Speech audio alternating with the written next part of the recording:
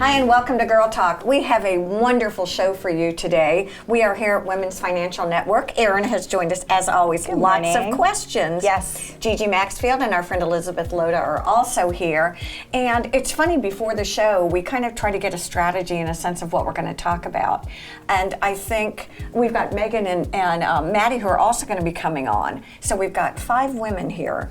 And I think different generations. Some different generations. Just and that's saying. what we no, but I think it's really important. Yeah. At what point in time do you recommend people come in to really begin to talk about finances? I recommend that they start young so they can learn about budgeting and saving. Because, to quote Warren Buffett, he said, if you save 10% of everything you ever earn and give 10% away, you'll always have enough money. So, Is that true? I heard a really over there.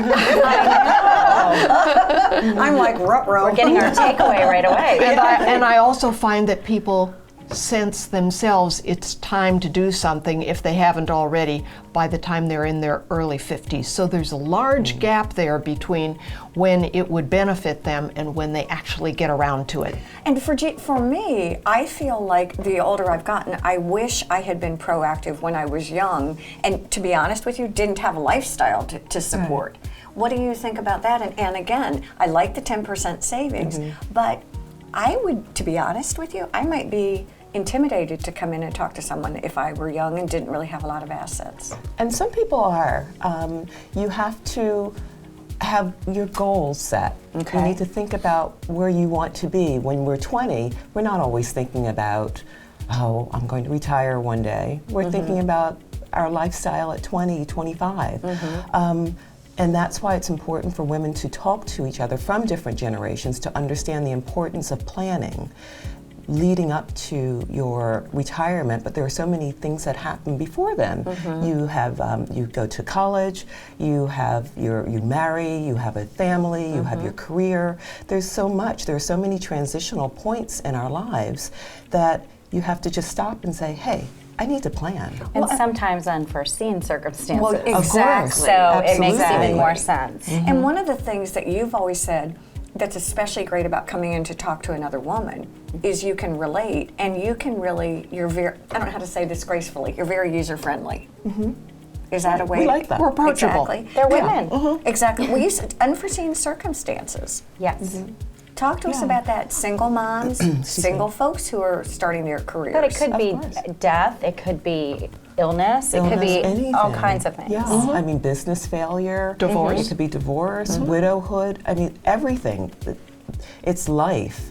And preparing your finances to deal with the unknown is the only way you can have peace of mind. So if someone wants to come into you, and whether they're 60 or 40 or 20, what do they need to come armed with? If I don't know my goal yet, what would help you serve us?